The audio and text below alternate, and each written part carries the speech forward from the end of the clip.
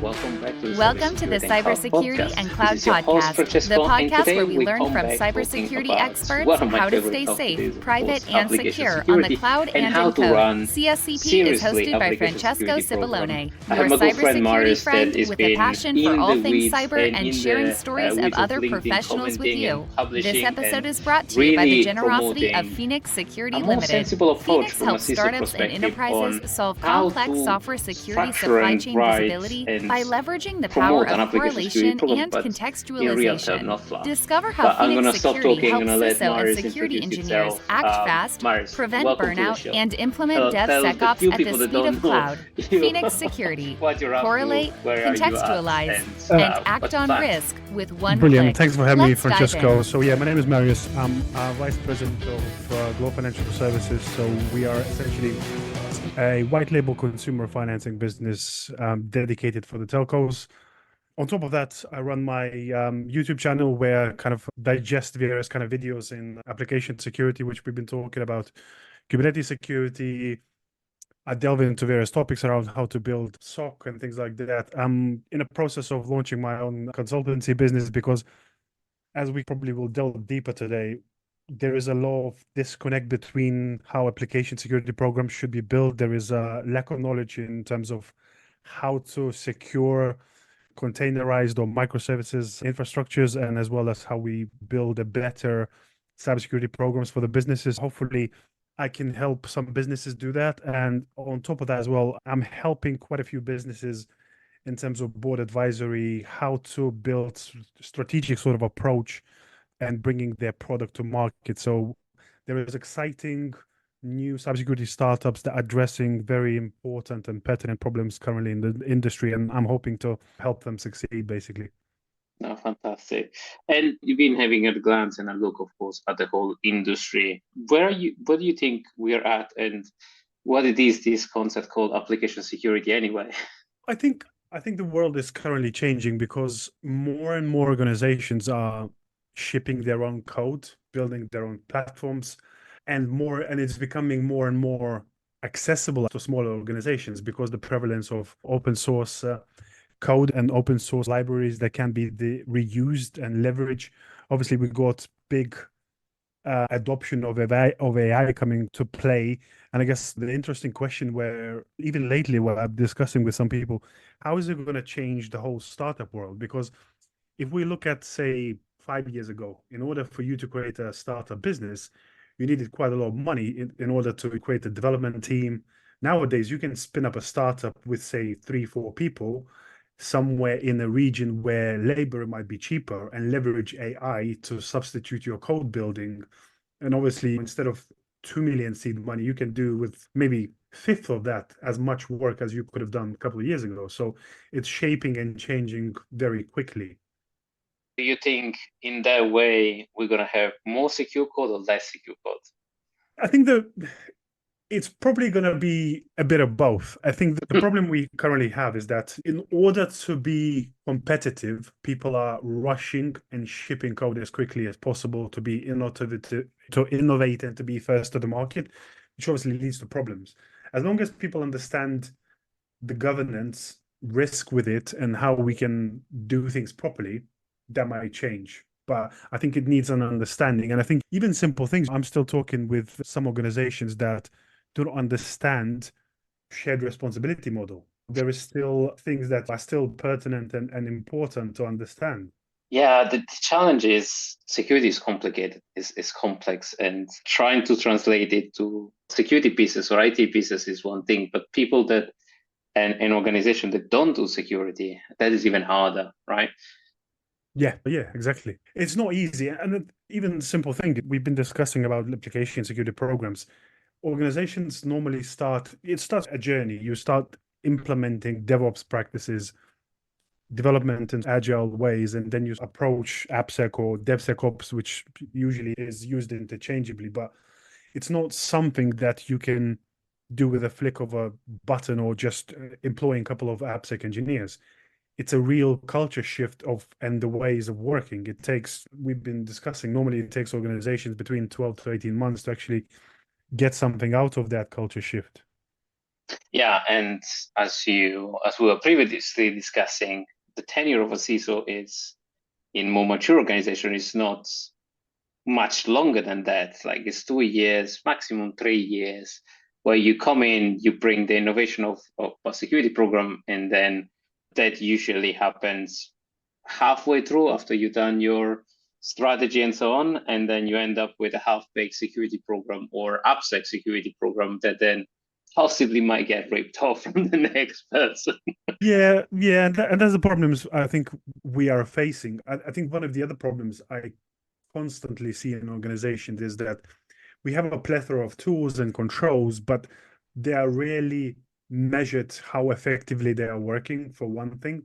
And then secondly, as you touched, as CISOs change, most of the people have preferences, whether it's tooling, whether the ways setting up that program. So usually when the new CISO comes in, instead of, yes, some do some evaluation, but in terms of tooling, usually it comes back to rip and replace.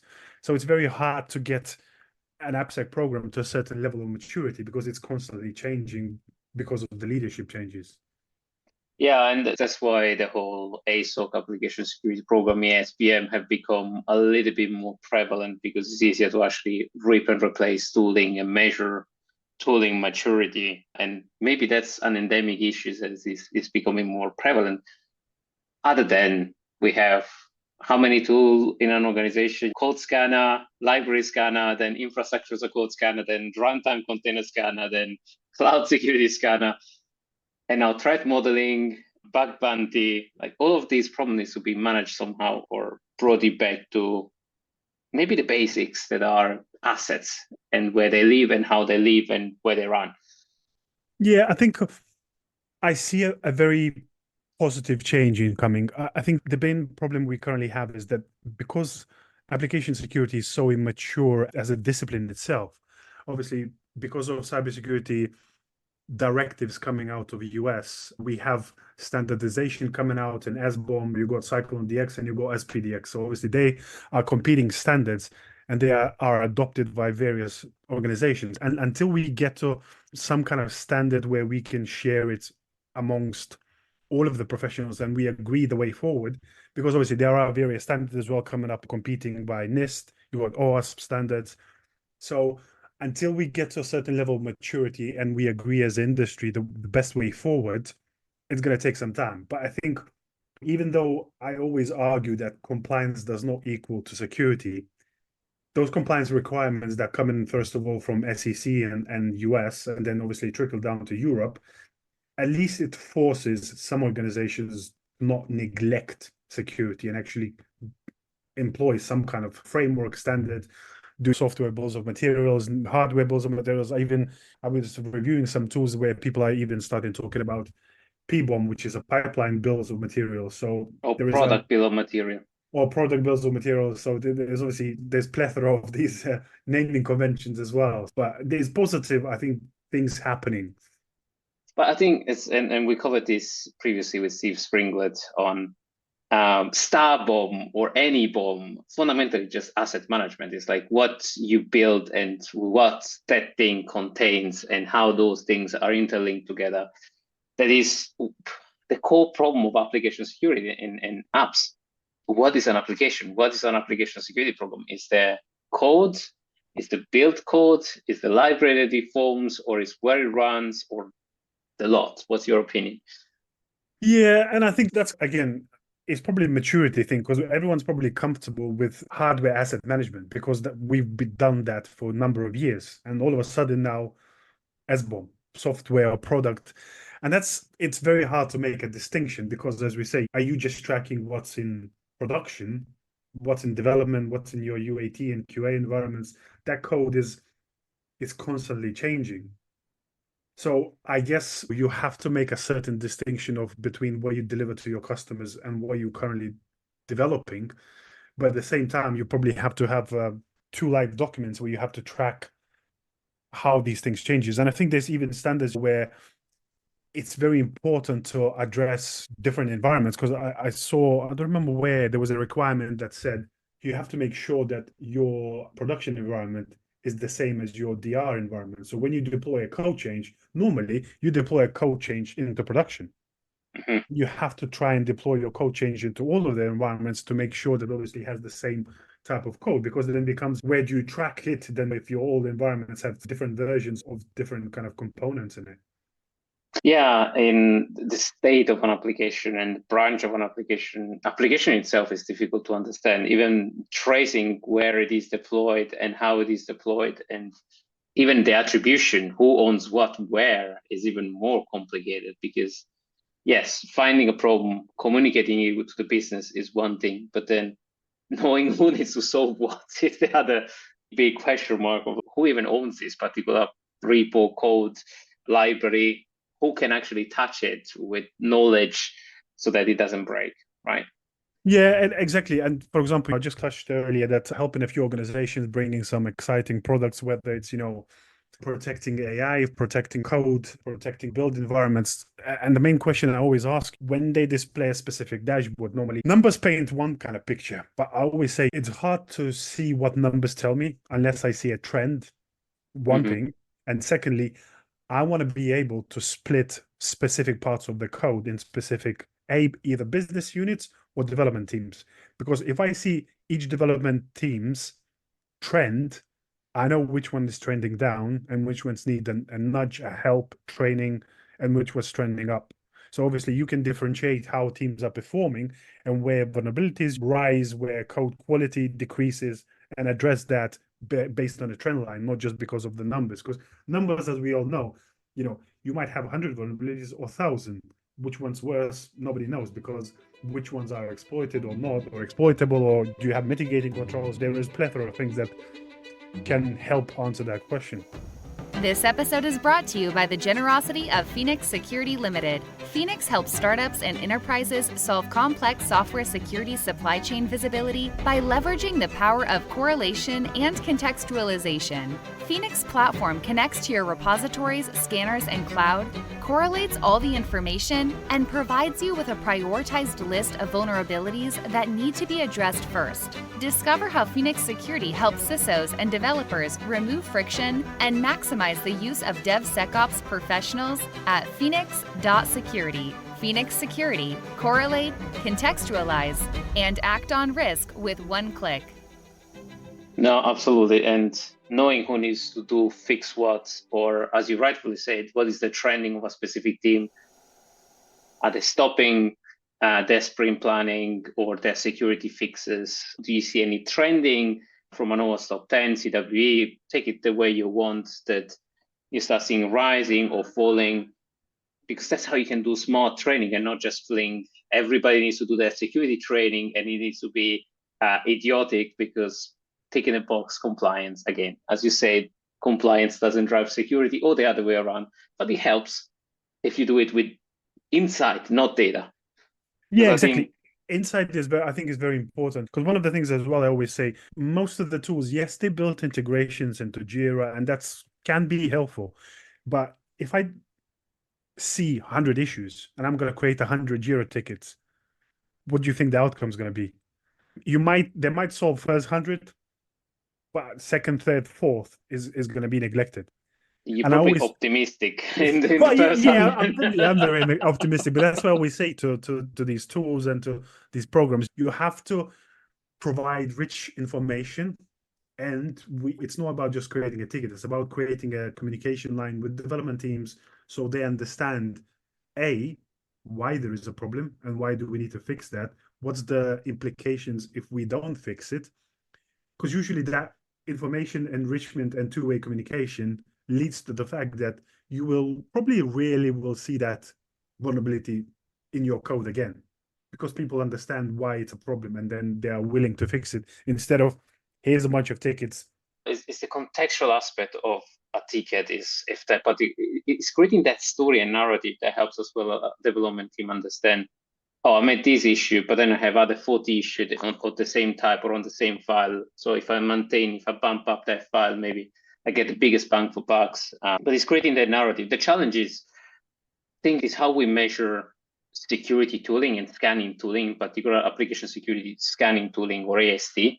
they're measured on the number of issues they can find. And that's, I think, as an industry, has always been the way to measure, and it never gives the time for adding that insight and context. It is a completely more complicated piece. That's why ASPM as a category exists, or ASOC in the past, or in the very origin space, the vulnerability management, to understand that context a little bit more, because they're two different, very difficult, different beasts.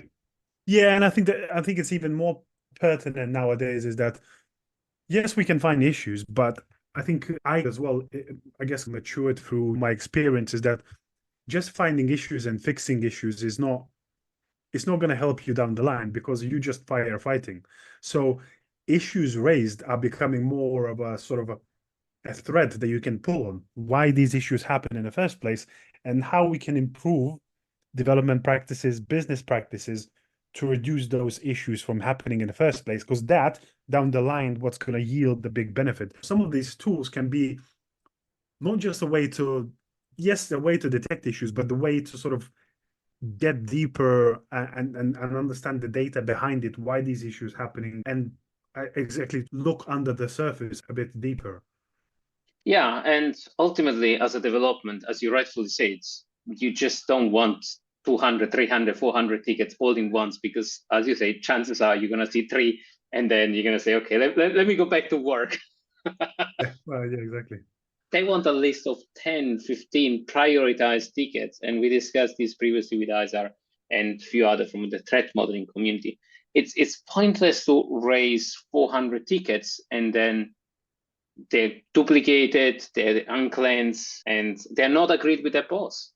As a product owner, you just want which one is the one that's going to deliver the biggest impact or the biggest issues. And sometimes just seeing 400 tickets, you shy out from doing any security work.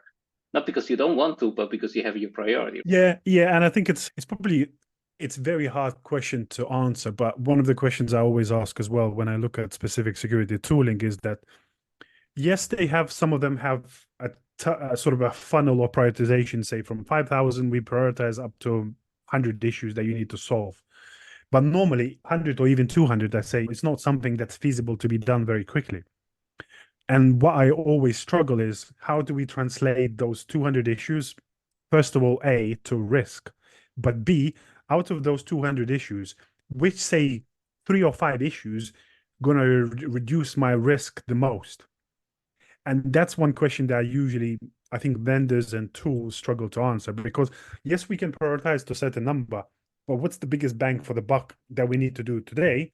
And then we address something tomorrow, and then we can get that number bit by bit. As an industry, we always over-relied on CVSS. Now, you're talking about risk. That is the language of the business. Implies criticality, implies temporality, because a vulnerability might be not an issue yesterday, but today it is an issue because everybody's exploiting. Look at what happened with Citrix, look at what happened with Log4j, any kind of major vulnerability. It's not important, but tomorrow might be important, hence the risk of that vulnerability will bump up. And as you rightfully say, the biggest bang for bucks, like how can you convince a product team to actually work on a systemic way on upgrading Log4j before Log4j happens, right? Yep. So we almost close the time. What would be the suggestion for the CISO you or to other CISO that want to start an application security program? I think first of all is building business expectations and creating a robust documentation, because obviously it starts to, you need to take people on a journey. And I guess I always say there is 2 distinct differences between the CISO community. There's those that say they can't get anything done, and there is those that obviously create a positive and intriguing narratives that get things done over the line. Because obviously, as we know, application security program itself is not something that you could do on the cheap without resources or without people. It will require significant investment, but if your business delivers value and creates business revenue through a product that you are building internally, application security program will be imperative. So how do you start building that narrative and addressing the potential risks and problems? And you need to, again, You need to translate that into layman's business terms, so C-suite would understand, first of all, why we're doing it, how we're doing it, and what's the requirements and what support you will need in order to be effective and help, obviously, business. And then you can build on the narrative. I've always been talking about, especially I think lately, we changing the narrative how security is no longer a cost center. How we can build an application security program that we can win more business, we can create revenue for the business and transform the business sort of revenue generating, how we can showcase security and how we can win more contracts through good security. No, I totally subscribe to that, because it's the ROI of security. It's difficult. It was difficult to measure ROI of security, but if you mix it with risk and if you mix it with quantification, you can say this risk actually is going to enable us to reduce this set of criteria, set of threats that enable us to reduce our direct exposure, indirect exposure from this to this. And there are models that have tried to do this, like FAIR and so on. They'll try to model this. The challenges, they were always at a very business level. They were never connected to the asset level. But there is a change happening as well in there, where these programs are getting linked together to the asset. And I'm excited to see this happening, because that will help us as security professional and as a program of work to communicate in a much better way. Like if you go to a product owner and you say you have X amount of risk or X amount of vulnerability, the likelihood is the answer is so what? But if you go to him and say, look, if you want to reduce 10% of your risk, you fix on this library or you fix on this particular piece of code, 6-story point, 10-story point, a couple of developers over the next couple of weeks, and you reduce your direct exposure from, 50 million that is support the application this month to 3 million. That's a much more business sold. That's much easier to digest for a product owner. It's easier to subscribe to that idea, right? Yeah, I think there's a few key points in there. And what I take from what Keith Price was telling when he goes into new organization is building relationships and how you communicate with people will transform how much buy-in you're going to have. And that's what I really subscribe to that. I really changed my narrative and especially my teams of when do we say no? We normally never say no. We say yes, but these are the security requirements. And then we communicate with people to make sure that we try and help and find the solution, how developers can deliver product. And I think that changes the narrative, how people are communicating, because you become a trusted advisor on security terms instead of something that you just need to sign off and you are the last person to be heard. When you build that constant stream of communication and you are viewed as a helper, an enhancer, and then basically building solutions quicker because you can provide security advice quickly, that transforms how things happen. Because then, if you build that rapport, I get constant questions. Oh, we're building this authentication flow. Marius, can you have a look on how we should do security in that specific sense? So you get early dibs in the projects and you can help, obviously, them, deliver it faster. Totally subscribe to that.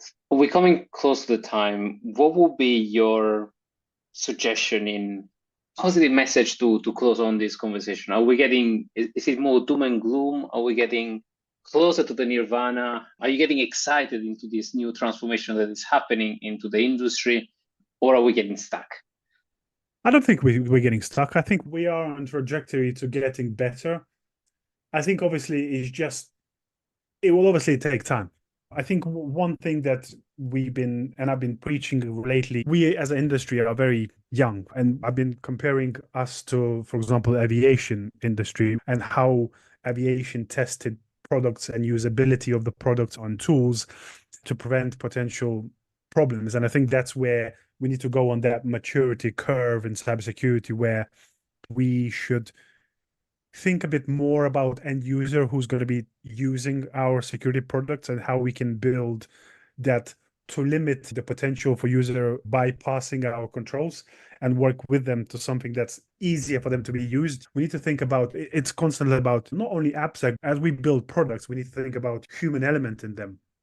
I always give a simple example to people. If in finance, your job is to open 300 emails in a day, I can't expect you as a person to detect those phishing emails. But how do we how do we build better processes so we don't need to rely on that person? And the same goes for AppSec. But as I mentioned, there is frameworks, there are plethora of community work that's happening in that space that I think is going to be on a very good trajectory. And I think AI is coming here to help. I think people are very worried about AI. But I think as with anything, .com boom, it was the same thing. It splits into two people, in those who can leverage it and those who can't. So those who will be able to leverage and leverage it securely will reap the benefits of AI. I agree.